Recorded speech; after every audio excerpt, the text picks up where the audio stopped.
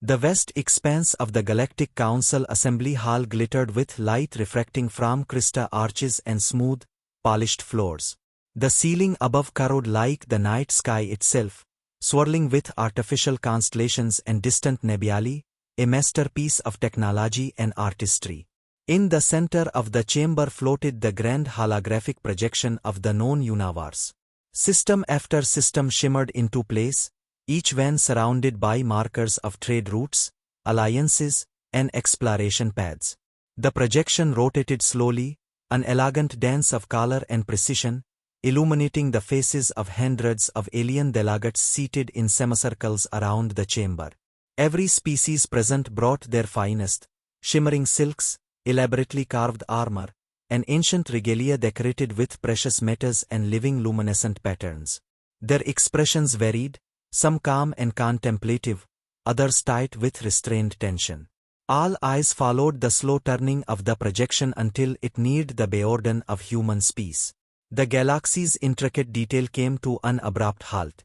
The luminous web of stars and lines dissolved into static haze, as if the projection itself refused to define what lay beyond. A jagged line formed, glowing faintly red. Text appeared above the boundary in every known language. Boundary established. Do not cross. The silence in the chamber was almost alive, heavy and suffocating. No delegate moved, no whisper broke the reverent hush. Every individual present had seen this line before, had known of its existence, but never had it been displayed in such stark finality in front of all the gathered powers of the galaxy. No one dared to speak the question burning in their minds. In the very center, beneath the projection's shifting light, stood the human envoy. Ambassador Elira Monroe, dressed in simple yet elegant dark navy robes with subtle silver threading resembling the pattern of Earth's night sky. Her hair was bound tightly, her face composed and serene, showing no hint of arrogance or superiority. She merely watched the council with an almost gentle patience. Her eyes met those of the council members without challenge, only quiet and understanding. The projection pulsed once, and another line of text appeared. Silence beyond reason. Absence beyond light. A low murmur rippled across the chamber, suppressed quickly by very glances. Van bold delegate, scaled and towering, shifted forward in his seat as if to speak but hesitated and settled back into silence. In the far corner, a delegation of beings bowed their heads. The silence stretched, heavy and trembling. Suddenly, the projection flickered, revealing brief, fragmented footage, ancient exploration vessels hovering near the bourdon centuries ago, their signals bright and hopeful.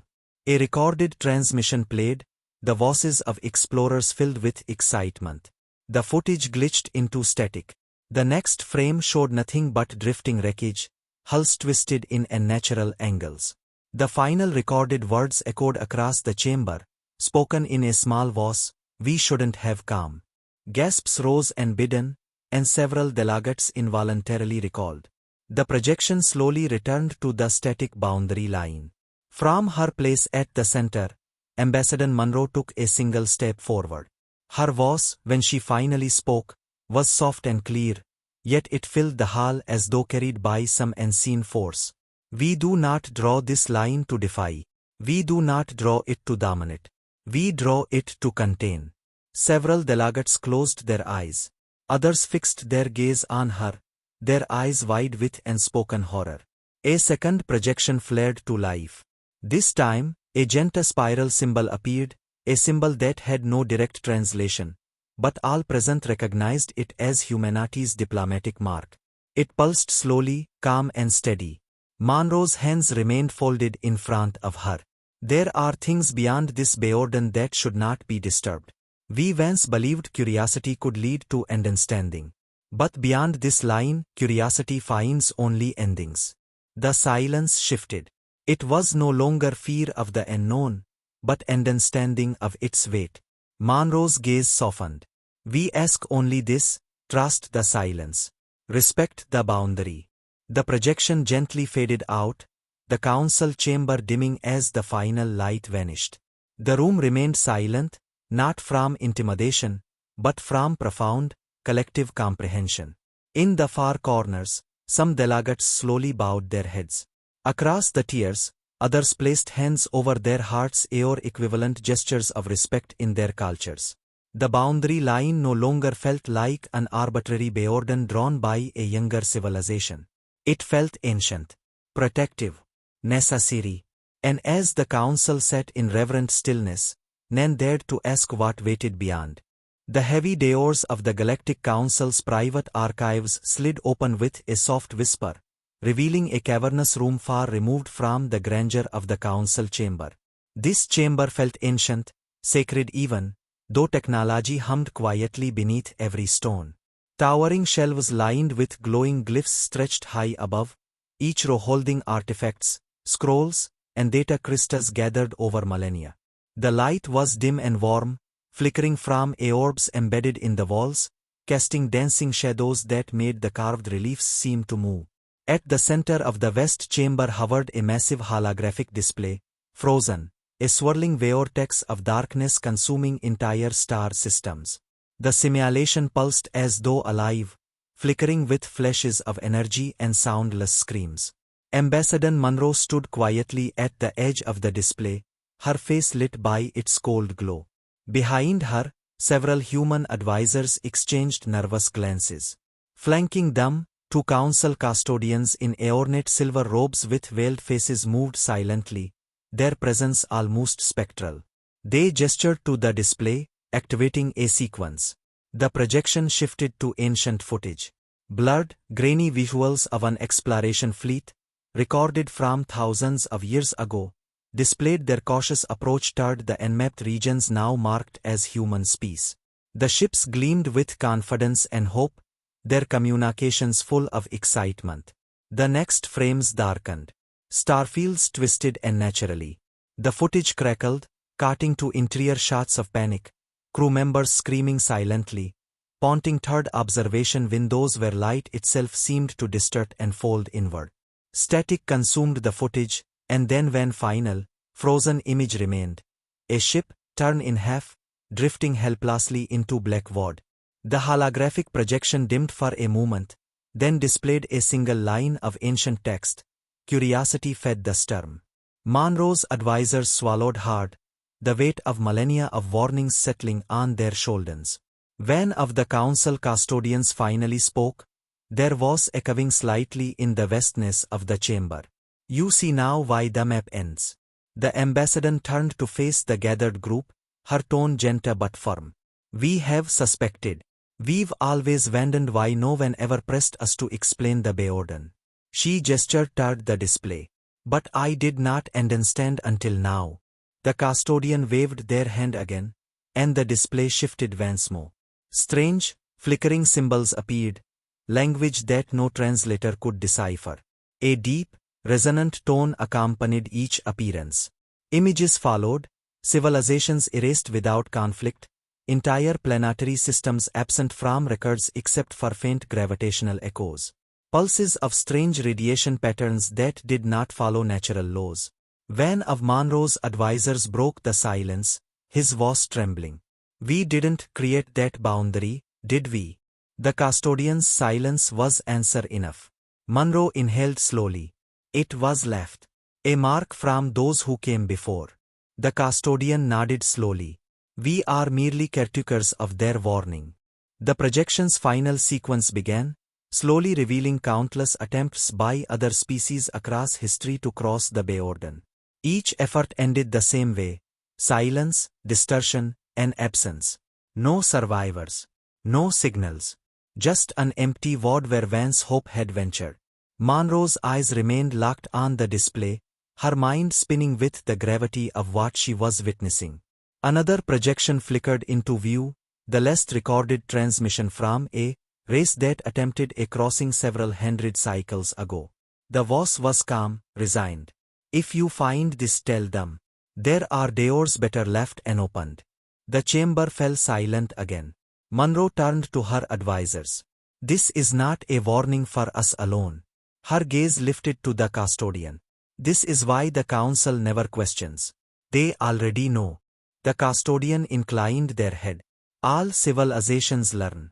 Some too late. The ambassador let out a breath, her voice quiet. And now it's our turn to protect that silence. The holographic display dimmed, the room bathed in soft golden light once more. The weight of responsibility felt heavier than any council edict or alliance agreement. Monroe's posture straightened, her expression calm but resolute. We will hold the line. The custodian raised a hand in blessing, their voice soft. And the line will hold with you. Slowly, the group turned to leave the archive chamber. As the doors whispered shut behind them, the holographic display briefly flared to life once more. Not with warnings or images of destruction, but with a simple, pulsing spiral symbol. A reminder of those who came before, those who vanished, and those who now stood as guardians. The council chamber felt heavier than ever before. Its grand arches, shimmering columns, and luminous banners could not disguise the tension that had fallen like a thick fog over the assembly. Delegates from hundreds of civilizations sat rigid in their seats, their ornate robes and vibrant plumage subdued, eyes fixed forward. The air shimmered faintly from the energy fields that kept the hall stable, but even that constant hum seemed quieter today. At the center dais, Ambassador Monroe stood beneath the towering holographic projection that floated above them all, a vast map of the galaxy with one chilling feature: the sharp, sudden end at human space. But today, that projection shifted. The swirling patterns of stars and nebulas dissolved, replaced by images from the archives that had been hidden for millennia. First came flickering, ancient footage of vast storms, violent, twisting shadows devouring light and matter. Then came distorted transmissions, voices pleading, panicking, finally cut off. Alien delegates shifted uncomfortably, many recognizing these recordings for the first time. Some civilizations had once tried to cross that boundary. None had returned. The next projection was quieter but more unsettling. It showed fragments of lost vessels, wreckage drifting in dark space, their hulls warped and ships from species long extinct, their names forgotten by all but the council record keepers. Across the vast chamber, whispers began to ripple, nervous, fearful questions in dozens of languages. Monroe raised her hand, and the murmuring ceased. Her voice echoed clearly, steady but heavy with the weight of what she carried. You have protected us by silence, she began, addressing the council. But Earth has always asked, from what? A murmur of acknowledgement passed through the room. She continued, we understand now. The boundary was never meant to keep others out. It was a warning line, marked by those who came before us. A line that should never be crossed. The projection shifted again. This time, ancient glyphs glowed, symbols from empires that had left behind nothing but these signs. The council custodians, seated in the shadows, stood slowly and stepped forward. Their presence made even the most powerful delegates lean in with rapt attention. The eldest custodian spoke, their voice like wind passing through stone corridors. Eons ago, a civilization far older than any gathered here attempted to harness what lies beyond that line. Their arrogance bathed the storm. The chamber fell silent. Another custodian gestured, and new images appeared, planets unraveling into tendrils of shadow, stars collapsing into themselves, becoming impossible singularities. But the most chilling image was not destruction. It was absence. Entire systems, erased from existence. Ambassador Monroe closed her eyes for a brief moment, then faced the assembly. We were never told because you feed panic. But fear without knowledge leads to dangerous curiosity. She turned toward the projection once more, her voice soft but clear. On Earth, we have legends of doors that should never be opened. We understand the weight of temptation.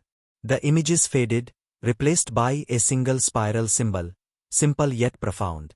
It pulsed with soft, warm light, as though it were breathing. Monroe took a slow step forward. The question is not whether humanity will cross that line. The question is whether any of us will survive if anyone does. There was a pause as the weight of her words settled. A delegate from the collective, an avian species known for wisdom and caution, rose from his perch. His feathers shimmered with sorrow. Ambassador Monroe speaks truth. The silence at the Beorden has always been louder than words.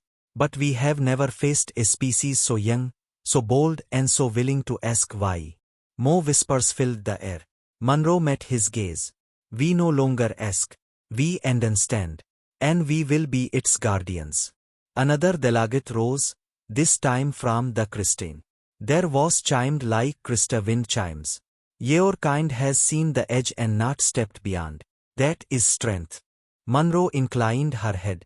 The custodian took one final step forward, their hood falling back slightly to reveal ancient eyes filled with both sorrow and hope. Then humanity is not the danger. The chamber fell into a profound silence. Monroe's final words rang out clear, steady, and solemn. We will stand watch. For all of us. The projection dimmed, and the spiral remained, pulsing once more before fading to darkness. Across the chamber, alien delegates rose slowly to their feet, not in fear, but in unified respect. Monroe exhaled softly, her shoulders still heavy, but her heart steady. The line would hold.